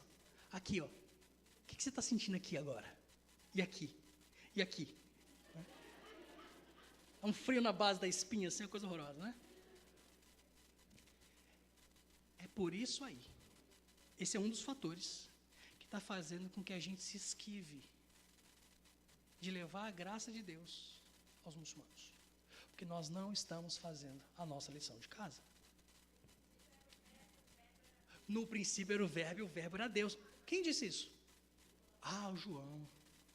Não foi Jesus, né? Estou esperando aí num verso em que Jesus, ele mesmo diga. Não quero saber o que o João, Pedro, Tiago, o Barquinho disseram sobre Jesus. Eu quero saber o que foi que Jesus disse a respeito de si. Não saia com minhoca na sua cabeça, não. A Bíblia não foi corrompida. Eu posso te provar isso historicamente. A Trindade não é politeísmo. Não é politeísmo, ao contrário, Deus só pode ser uma trindade. A trindade faz sentido. Não estou dizendo que a gente domina o conhecimento da trindade, não. A gente não sabe como é que Deus funciona. Mas a maneira como Deus se revelou a nós como uma trindade faz perfeito sentido. Não é uma violação da lógica. E, finalmente, Jesus disse ser Deus com todas as letras. A gente é que não sabe ler. Mas depois de um negócio desse, você está super animado de encontrar um muçulmano na esquina para evangelizá-lo, não é verdade? Não. Existem, meus irmãos, 3 medos que nos estão impedindo de ver muçulmanos como humanos alvos da graça de Deus. O primeiro medo é de nós não sabermos o suficiente da nossa fé. Isso aí que você está sentindo, ó. A gente fica com um medaço e se esconde. O segundo medo que a gente tem é de não saber o suficiente a respeito do Islã. Ah, mas como é que eu vou evangelizar um muçulmano se eu nem sei naquilo que ele crê? Esses 2 primeiros medos a gente resolve com um treinamento e discipulado. Isso é fácil. É fácil. Eu tive as minhas dúvidas. Eu fui atrás de respostas e quer saber? Elas estão por aí para quem quiser ver.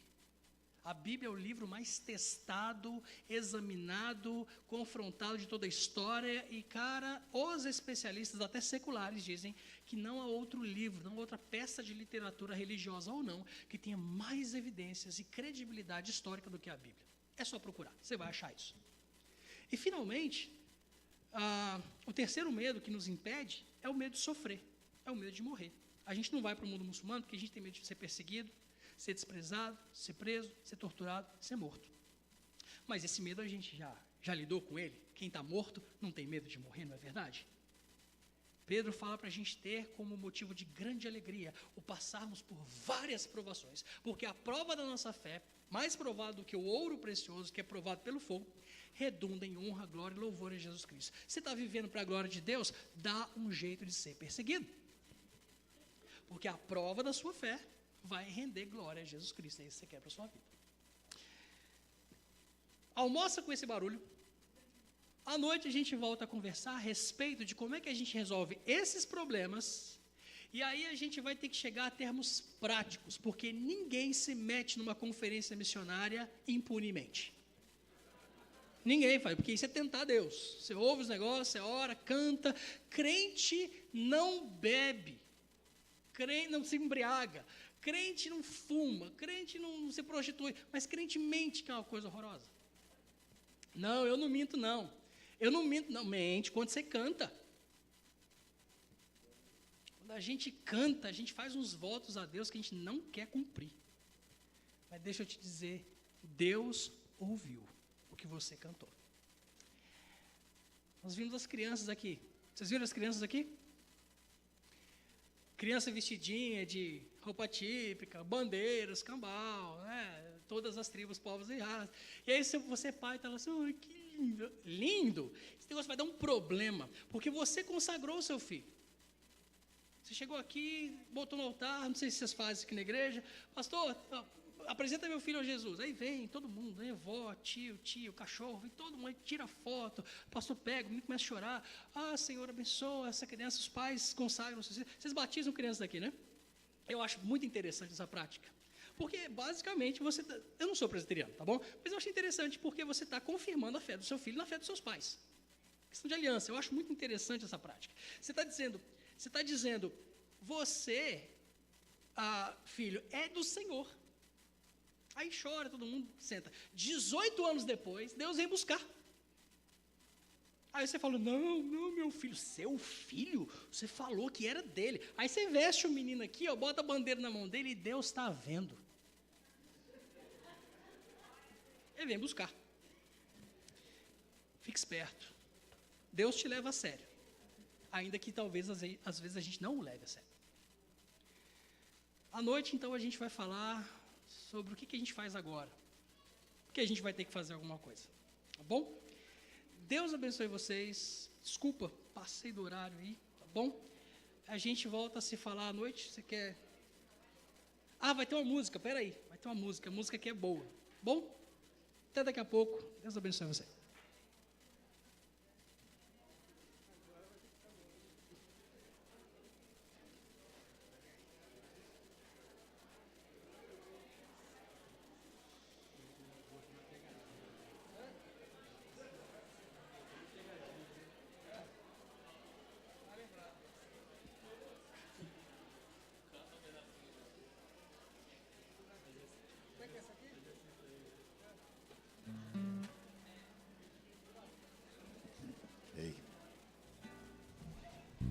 Irmãos, essa canção que a gente vai finalizar, ela chama Desafio.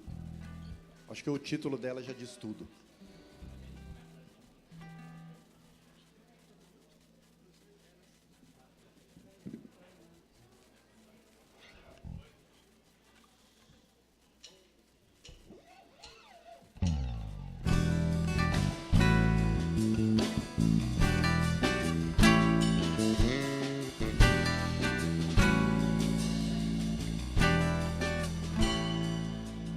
Por aqueles que aqui não estão, que ouvirão o chamado para servir, aceitando o desafio do arado, sem olhar para trás, sensíveis às necessidades daqueles que cada dia morrem sem luz, ensinando a todo homem o amor de Deus.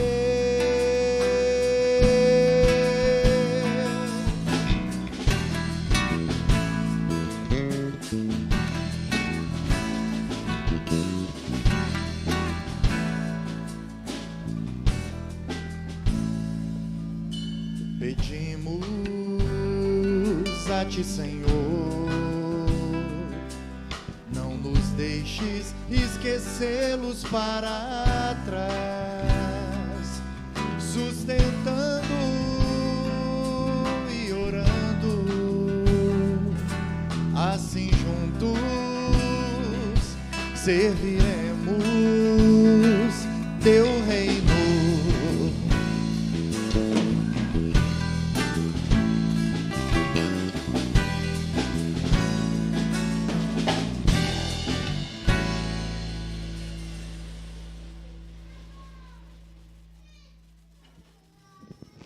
Glória a Deus. Vamos ficar em pé. Queridos, ao sair aqui, nós temos a nossa cantina ali. Você pode abençoar a sua própria vida e abençoar a vida da igreja, ali comprando os materiais. Não teremos cantina hoje à noite, então, porque, graças a Deus, foi quase tudo vendido ontem, o que sobrou vai estar ali para de manhã. Então, compre agora. Muito obrigado aos irmãos que doaram aí para a cantina, especialmente aí a Marli, a Geisa e a Marilene Baldovino, que fizeram o empadão, que, aliás, nós comemos ontem à noite, quando chegamos em casa. Estava delicioso. Pais, quando saírem daqui, dirijam-se à segunda casa aqui à minha direita, para pegarem seus filhos. A não ser que você já queira deixar para a obra missionária direto, né? Aí nós já vamos encaminhar. Mas se vocês quiserem acabar de preparar alguma coisa neles, pegue e os leve para as suas casas, tá certo? Hoje à noite o culto é 19h30, né, como já foi falado, mas estará aqui ministrando a palavra. E antes de sair, nós queremos orar por um casal muito especial, está aqui, que é o Wesley e a Jaqueline. Podiam vir aqui? Quem está aí perto deles, ajude eles a virem aqui. Jaqueline está grávida, eles estão numa situação de rua, já tem um bom tempo, se conheceram lá, e já tem algumas semanas, alguns domingos, que eles são frequentadores assíduos da nossa igreja, né? E alguns irmãos já têm os acolhido, abençoado de algumas formas, e continuamos orando por eles. E quem quiser conhecê-los melhor, quem quiser poder servi-los de alguma forma, né, vai ser muito importante a gente estar cuidando deles aí, lembrando de que Jesus está nesse negócio, amém? Deus, obrigado por essa manhã tão extraordinária, onde o Senhor nos sacudiu de uma maneira carinhosa, mas de uma maneira firme, nos lembrando, ó Deus, do nosso compromisso com o Senhor. Ó Deus, queremos que o Senhor continue operando em nós, para que nós possamos, de fato, viver uma vida digna do Teu nome, Senhor. Inclusive, se necessário for, de fato, sofrendo pelo Teu nome. Clamamos mesmo que o Senhor nos dê mais coragem, ó Deus, para ministrar a Tua palavra, quem quer que seja, inclusive aos muçulmanos. Clamamos, ó Pai, por todos os 1 bilhão e 800 milhões de muçulmanos aí nesse mundo, ó Deus. Que o Senhor se revele a eles, ó Pai, e que o Senhor encoraje os Teus filhos a amarem mesmo essas pessoas. Agora, Senhor, nós agradecemos por a vida de Wesley e Jaqueline, que não são muçulmanos, mas são carentes da graça do Senhor, como todos os bilhões de habitantes do planeta Terra, Deus. E obrigado porque o Senhor tem dado a esta igreja o privilégio de poder, de alguma forma, acolhê-los, servi-los, expressar o amor do Senhor. E clamamos que o Senhor se revele a eles com salvação, com libertação, com santificação. E que a Tua igreja, ó Deus, expresse todo o amor que eles necessitam conhecer do Senhor. Que esta igreja seja este canal deste amor, ó Deus. E que o Senhor continue glorificando o Teu nome na vida deles, nas nossas vidas, na vida da Tua igreja. Obrigado, Senhor, por este dia tão especial. Continua conosco, abençoando o Teu povo e também levando o Teu povo a glorificar o Teu nome, Senhor. Nós oramos, nós te agradecemos em nome de Jesus. E que a graça de nosso Senhor e Salvador Jesus Cristo, o amor do nosso eterno Pai e as consolações do Espírito de Deus acompanhem todo o povo de Deus, hoje e para sempre. Amém. Você pode se assentar, em nome de Jesus.